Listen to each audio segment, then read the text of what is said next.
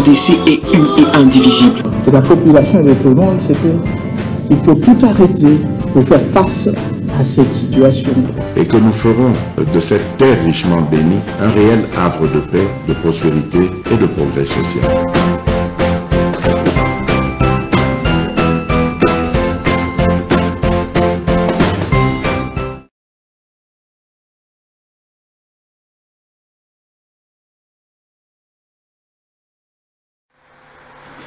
Merci beaucoup. Nabande Konyonso, je crois lobby to Zalaki Nabino au rendez-vous, allez-y comprendre pour des raisons parfois familiales. Merci.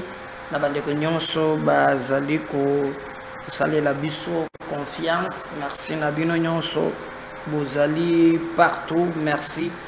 Nabande ko Bazali ko partager vraiment l'émission Nabiso. Alors, Félix Tshisekedi a nommé mandataire Yassika. Actualité, Zali a nommé la régie des eaux, RMP, Transco et GHC.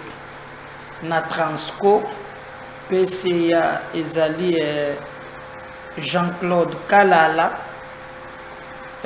DG, Zali Cyprien Moba, DGA ezali Watuka Katema na RMP tozana PCA Armand Kanyinda, DG Claude Kayembe, DGA Dimi Ngalo, Régie des eaux tozana PCA qui soloquait les Sambu Fumu, Grand Hôtel du Congo, PCA, Mini Michel Christian, administrateur, Marcel Kabassé, le Moutamba, et Stéphane Lukambo et Mongo.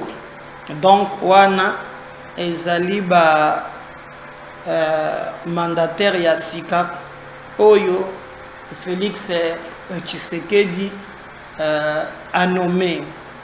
Alors, Toko Beta Masolo, Bande Konangai, l'actualité est vraiment dominée.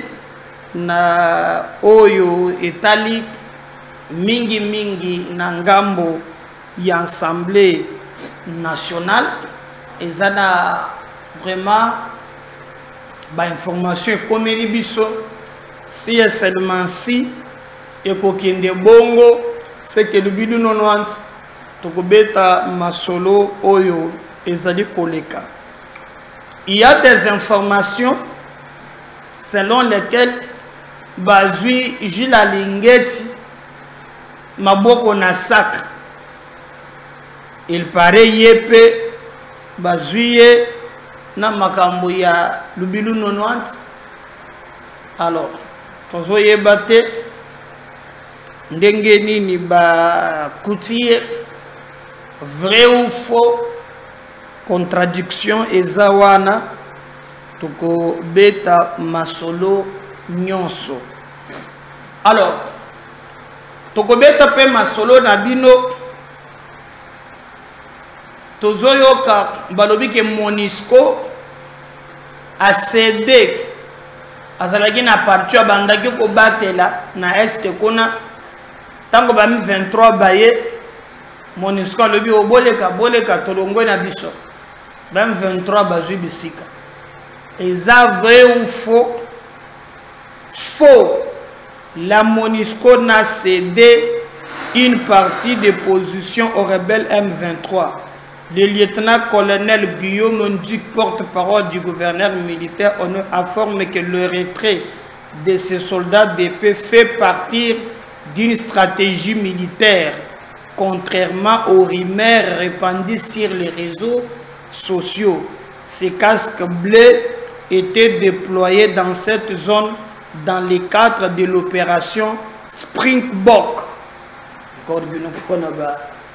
Terme. On a qui chassé ceux qui panthère rouge, ceux qui panthère kaki, ceux qui panthère noir. ce qu'on a bobeta qui Springbok. Donc bato ba constata que MONUSCO ezalaki sur terrain, mais à un certain moment au front ba militaire ya MONUSCO ba se retirer. Alors bato balobaki MONUSCO se retirer pour na kopesa makasi to pe kotika bisika wana na ba Rwandais ya M23. Alors porte-parole ya gouvernement lobby eza bongo te eza lokuta ba militaire wana ba se retirer ezali prima makambo stratégie militaire parce que bango bazalaki wana na compte ya opération ba bengi Springbok bomesanga na kombo ya ba opération yokozala ndenge wana. Alors Augustin Kabuya azali ko prévenir que dans les jours à venir le pouvoir aura traversé de profondes zones de turbulence. Makambo na yebisaki bino munoko na nganga na lobi ngai défenseur de foi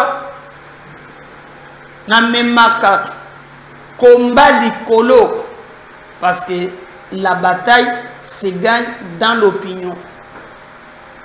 Na tikala komona te bandeko na ngai ata mokolo moko te moto moko ezala nde babotolaki nga siège na ngai nem nde ezalaka tozomona ke on apporte des soutiens na bato de gauche à droite mone pa bakaptuma to basalaka rien.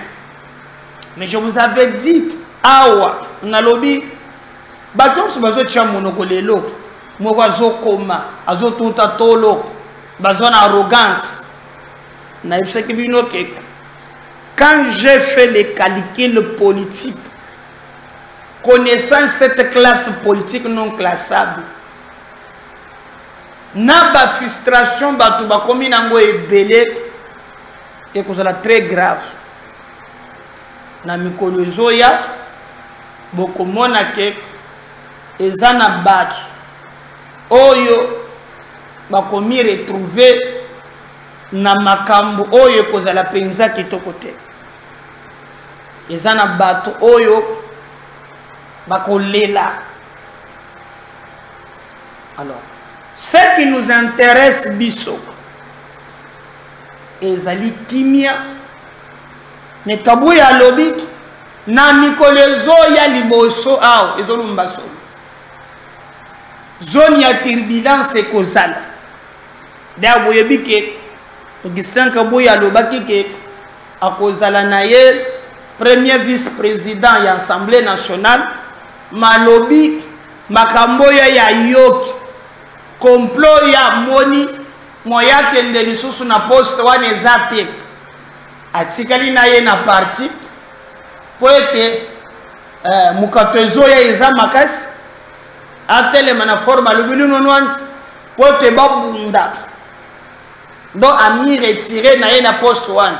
Ce qui est vrai c'est que ekozongela kaka na IDPS mais mutu oyo akozala wana na compte IDPS wazalaki prof Mbata mutu azalaki wana. Est-ce que yeka mutu akozala ou bien mutu mususu en tout cas toyebi te. Mais Augustin Kabuya lobaki lors ya matinée politique lobaki ye azokende na ye maintenant comme premier vice-président ya Assemblée nationale. Mais lobby na matinée moko lobby ezolumba solo liboso zone ya turbulence kozala. Donc ya préféré na ye azonga poete akende ko batela na parti. Mais boko mona te parce que ndenge na yoki n'a pas information à lui. Il paraît, je ne confirme pas, que Vital Kamerhe va boyeli à l'Assemblée nationale. Ndena yoki. Il paraît, moi na moi kingi azui mukatu. Est-ce que Mbosso a une chance ya kozala wana moto yebi te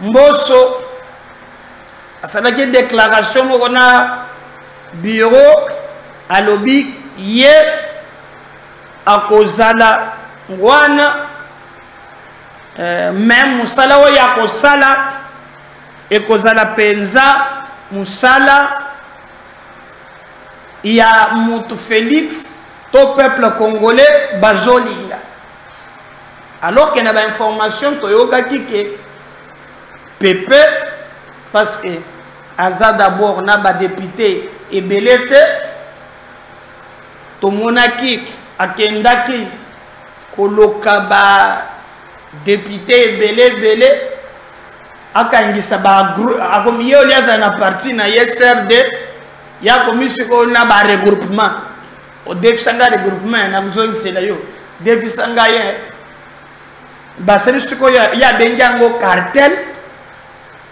nde bakei directement nango komona Augustin Kabuya.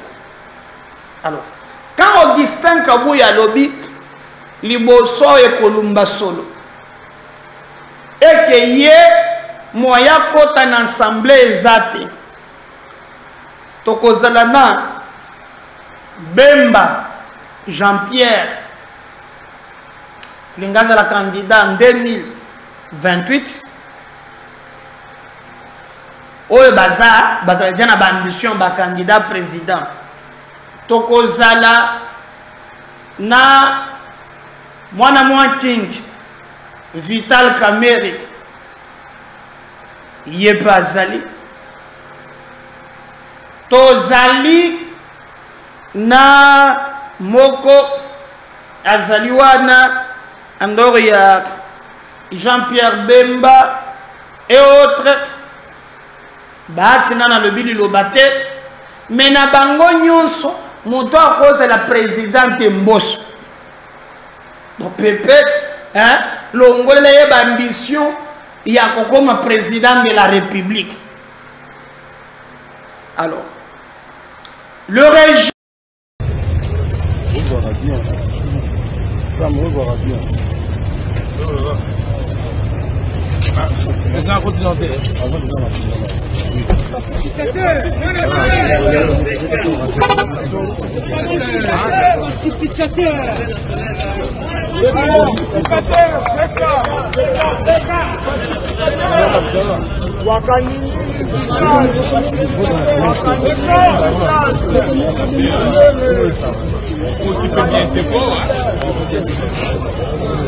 c'est quoi ça? C'est la mission Michel monte ministre habillé.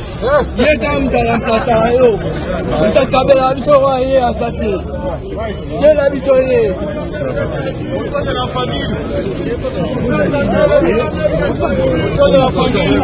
Michel monte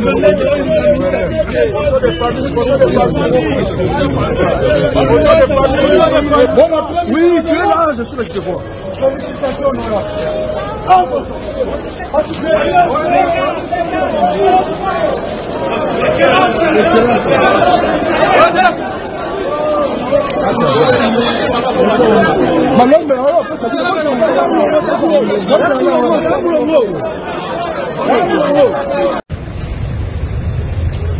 verra bien. Ça me verra bien. Maintenant, continue avant de dans la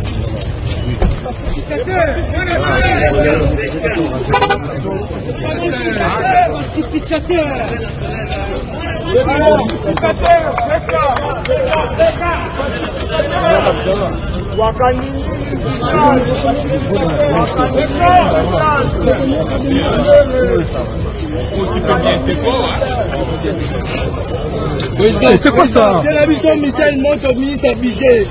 Il est dans la place à Rio. Il est dans la mission à Sati. C'est la mission.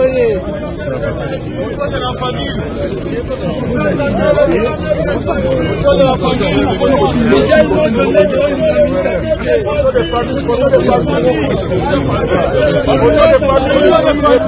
Oui, tu es là, je suis là, je te vois.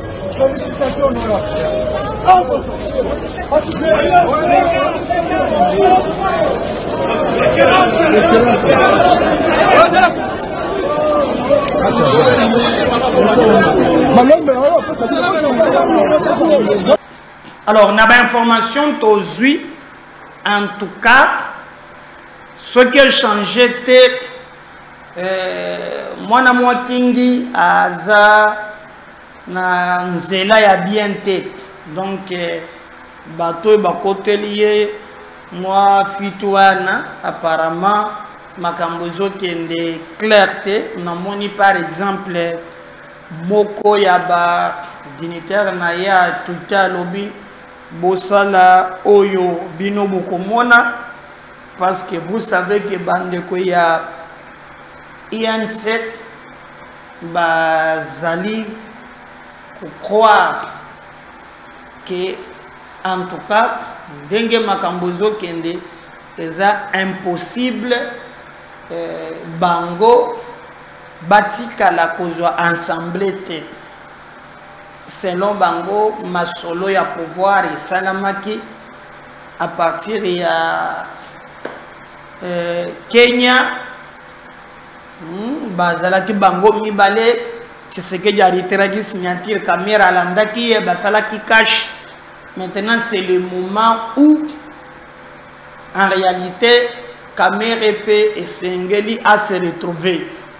Alors azalaki vice-premier ministre, ministre de l'économie, Monique a se retrouvé, mais aussi en classant Makambo Ndenge Zalik INC Ye Montozoya après l'IDPS.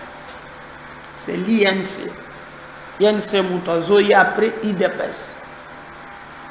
Okozwa AP ya Tony Kanko Montoye 3e.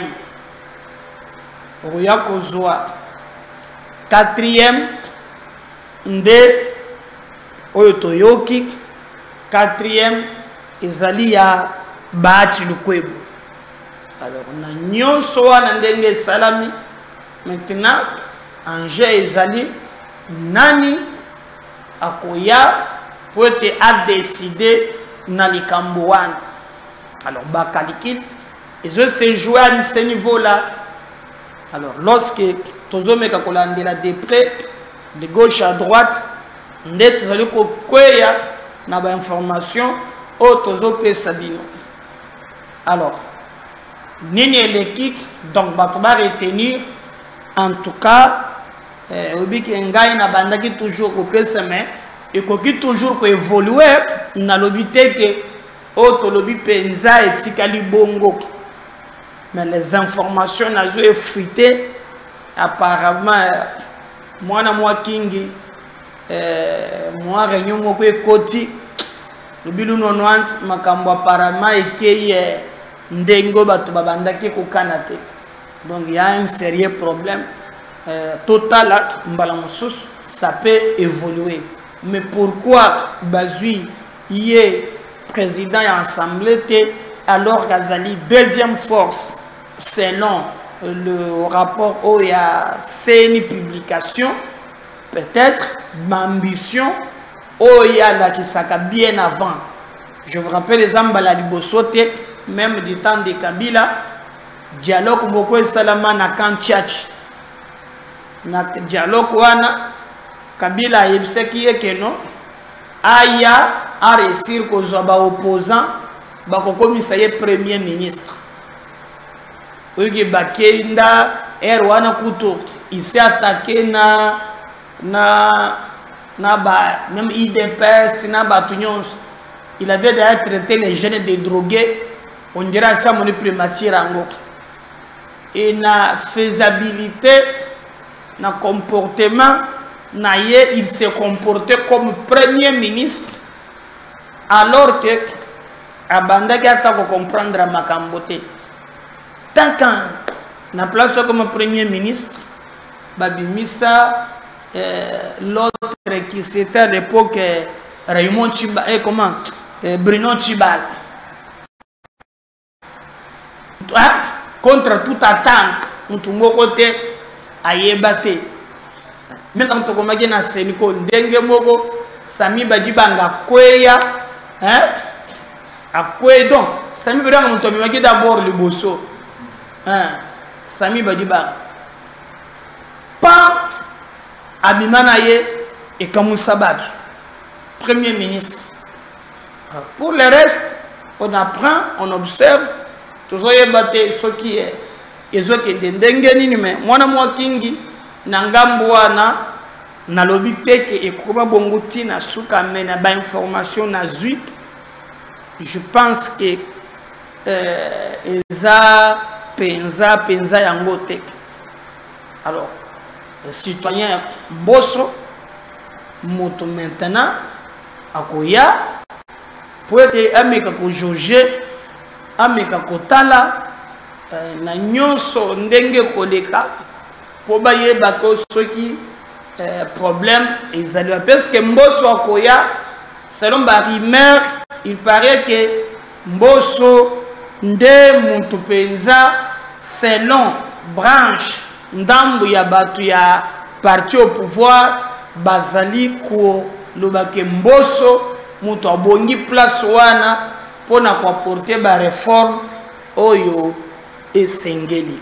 Donc tokomona suite ya ba dossier ndenge elekela kiki.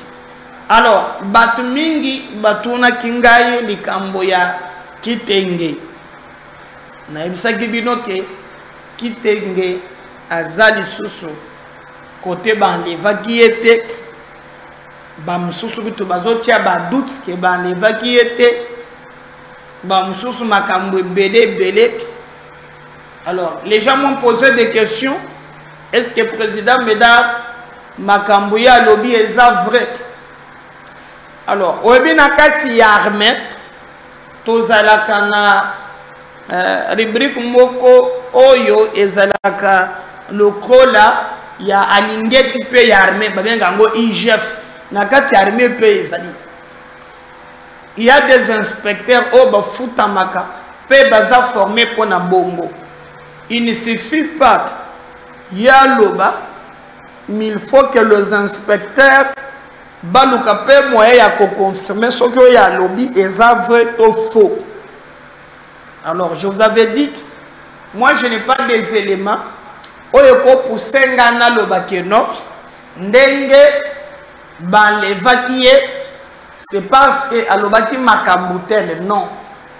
Na bandeli bien na kati ya armée IGF pe ezalaka na niveau ya FARDC na. Alors bayebisa kabiso pe soki ba montant balobaka oyo ebungaka ya solo. Parce que comment militaire azalaka na front mbongo na ye komelaka yete. Je vous ai même dit que non. Bato ba recruter bango sika. Awa, la plupart batouana, malgré le recrutement, bati qualité, ba moussous, koloba, ko toucher salaire na bango. Mais ba montant toyo kakawana, est-ce que c'est vrai, est-ce faux? En tout cas, toyo évite. Mais ce que nous demandons, est que bato balande la musala bato babunda pour être vérité et yebana. Mais notre frère, comme na lobaki na émission, faisait l'émission il y a samedi, azana ndaku aza libre na mouvement na ye azali susute na bisika bao bakay banane bakangisi ye. En tout cas ye moko akozwa temps ya koloba ko expliquer bino banane bazali derrière. Est-ce que bakangi parce que alobela ke makambo ya Jean-Pierre Bemba il paraît que mbongo ezokende. Je n'ai pas en tout cas maye oyo ye alobaki ou bien exactitude ya wana et que c'est langage difficile pour na confirmer. Mais botala oyo bato basengaki bato balobaki le chiffre qu'il donne ezali ko engager ye na ba source oye azwaki mais si ma makambo nde ba enleva qui est et apparemment azali se sont enlevé azali on se ça enquête au bisoto sali naza désolé à découvrir que Jean-Pierre Mbemba nzuka a récupéré bibu na nyonso ya CPI a récupéré mibu nyonso perdu na CPI je vais développer a récupéré mibu oui bien avant na sili sawa il y a moins d'un mois Jean-Pierre Mbemba tu ko somba jet privé à Sika jet privé quand on mbongo ministère de la défense mais il y a défense il y a l'état. Mais il est payé quand même. Tu as sombi à mi balé les sous.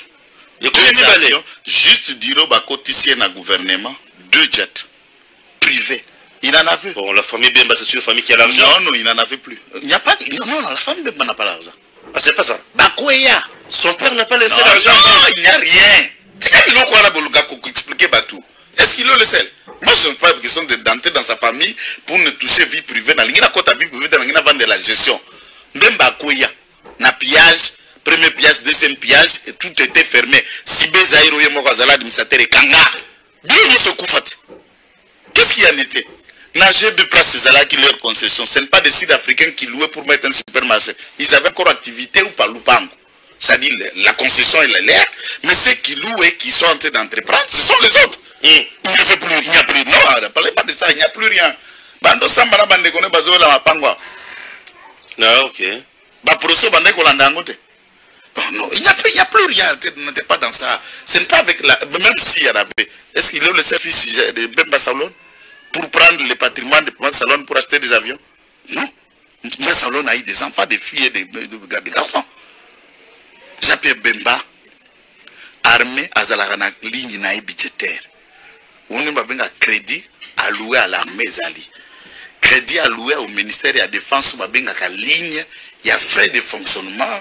On en a déjà parlé dans la ministère à portefeuille, dans la ministère Nyoso. Ça, vous êtes même politologue. Tout le monde sait comment ça fonctionne. Tout le monde a. Dans la loi de finance, tant que vous élaborer, vous réserver crédit dans chaque département, ministère, dans chaque service. Maintenant, armée, avant, vous dépendre de crédit, vous payer la ministère de la Défense. Le ministère de la Défense a organisé pour qu'il tape dans l'armée. Mais, sous Félix Tshisekedi, innovation à Kikokota. Dans la loi de programmation militaire, état-major armé a comme une ligne n'a pas séparée na ligne il y a frais à fonctionnement au ministère de la Défense. Ouais. Il faut y aller directement dans l'armée. Donc, il y a un budget, il y a l'armée. Qui avant, il y a 449 millions de dollars à l'époque. Le budget, il y a FRDC et Zali 1,6 milliard de dollars, ça veut dire 1 milliard 600 millions de dollars sur les 10%. Ça c'est la loi, c'est l'État. Les 10% du budget national. Ils sont affectés à la défense. Affectés à la défense. Beaucoup d'argent. Bon, c'est que tu veux savoir, il marche. Non, non, non, non. Beaucoup, il y a un monde de besoin de Kakuboma tuer. Mobesu. Mobesu. Les gens tuer. Besoin de Kaye Mobesu. Alors, on a mis mon bozoyoka. Donc, makambo ezali un peu très compliqué. Alors, biso, en réalité, tokotala soki ba révélation go yokokende tiwa. Mais bandeko bazali ko soutenir Jean-Pierre Bemba Gombo balobi ezali makambo ya lokuta bango bazali ko pesa yango confiance ata mokote ezali vraiment makambo oyo ezali. Na Sénégal par exemple balobi gouvernement bandi musala mais biso kaka ba détournement biso kaka boye. Regardez le premier ministre Yakala Jean-Michel Samalokonda Kenge akendaki kokutana na Madame Judith l'actuel premier ministre ba sololi penza mena masolo na bango en tout cas boyo kanine zeli kolaka on suit ça on revient juste après. Je suis venu voir la première ministre Madame Judith Somino-Atuluka. D'abord, pour lui présenter mes félicitations. Félicitations pour le choix porté sur sa personne par son Excellence Monsieur le Président de la République pour l'accompagner dans l'exécutif de ce pays en tant que première ministre et chef du gouvernement, mais surtout celle qui va implémenter sa vision et permettre la matérialisation, en tout cas des engagements phares qu'il a pris vis-à-vis de la population congolaise lors de son investiture. Donc mes premiers mots, c'était en tout cas des mots de félicitations à Madame la Première ministre. Ensuite, vraiment en toute cordialité, nous avons eu l'occasion d'échanger sur un partage d'expérience. Ayant été à la même fonction portée par son Excellence Monsieur le Président de la République en son temps pour la législature passée, donner ce qu'avait été mon expérience pour qu'elle puisse y tirer, en tout cas, les points positifs qui vont l'aider dans les prochaines étapes qui l'attendent. Ça veut dire que, principalement, un travail qui a été fait avec l'informateur, qui doit être un peu sa source d'inspiration, et puis toute la collaboration qu'elle doit avoir avec la famille politique du Président de la République, les consultations qui doivent être menées par la suite et qui vont nous amener à la formation d'un gouvernement que l'on veut vraiment de cohésion. C'est ça le vœu, en tout cas, des forces politiques dont moi-même je suis issu.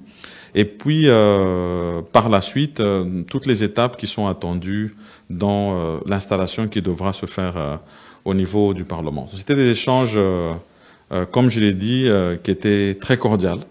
Et vraiment, je lui souhaite plein succès, non seulement dans ces premières étapes qui doivent être accomplies, et où je sais qu'elle aura vraiment l'accompagnement de son Excellence Monsieur le Président de la République, mais surtout dans la suite, dans les attentes de notre population sur tous les engagements qui ont été donnés. Je reste en tout cas convaincu qu'elle sera à la hauteur de la tâche.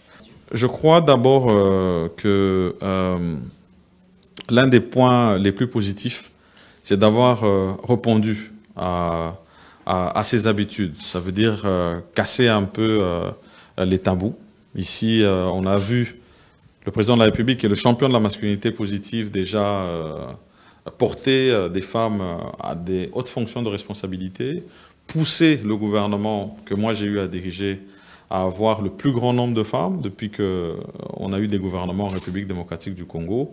Et cette première, d'avoir un gouvernement, une première ministre femme, je pense que c'est un signal très fort qui est donné pour montrer que nous pouvons tous contribuer positivement à l'avancement de notre pays. Donc c'est un choix que je salue et surtout qui va apporter une adhésion massive par rapport à toutes ces personnes, toutes ces femmes surtout, dont je sais qu'elle aura la plus grande attention, parce qu'on en a parlé, on vient à peine du mois de la femme, qui sont victimes particulièrement à l'est de la République démocratique du Congo, mais dans le quotidien, parce que finalement, c'est la femme qui met au monde, c'est la femme qui éduque, et donc elle a généralement dans son cœur que le vœu du bien-être de ses enfants. La première ministre avec laquelle j'ai eu à collaborer au sein de mon gouvernement comme ministre d'État et ministre de Plan, et a été quelqu'un avec qui d'abord nous avons eu une très bonne collaboration, tout le temps que nous avons eu à travailler ensemble. Mais je crois que ce que moi j'ai noté, c'est d'abord un caractère de discipline dans le travail, mais surtout beaucoup de technicité de par son parcours et surtout beaucoup de professionnalisme. Je reste convaincu que du fait d'avoir été non seulement au contact avec des institutions internationales, mais aussi d'avoir été vraiment sur le terrain ici, particulièrement avec tous ces programmes que nous avions à la base, ça lui donne vraiment une bonne assise pour avoir palpé vraiment du doigt sur le terrain ce qui sont les difficultés et comment les appréhender, mais surtout de rester aussi un interlocuteur valable pour toutes ces institutions pour lesquelles nous sommes en programme et pour lesquelles nous sommes dans des grands échanges. Je reste vraiment convaincu que ces atouts vont lui permettre d'être encore plus à la hauteur de sa tâche. Voilà, merci beaucoup. Voilà, j'espère que on attend le gouvernement na Sénégal et bien que Tozali na système mon côté autre système il y a gouvernance condition à bango dans semi-présidentiel biso semi-présidentiel bango dans système présidentiel donc le président voilà mugala tongo ko roi mais awa et pas na biso eza bongo tout ça je crois que maintenant ça vous allez très bien. Félix Tshisekedi azawa puis na yoka ba polémique wa bungi wa saliboy. Selon les informations, le président d'ailleurs il a nommé administrateur à Kozala Awa sans problème. Abonnez-vous, commentez, likez. Si le Sénat ne revenez pas, à tout à l'heure. Bye.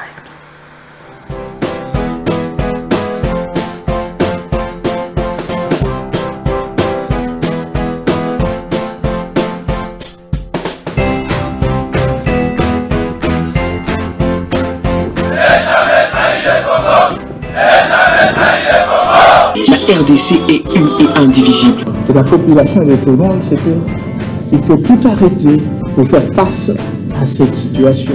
Et que nous ferons de cette terre richement bénie un réel havre de paix, de prospérité et de progrès social.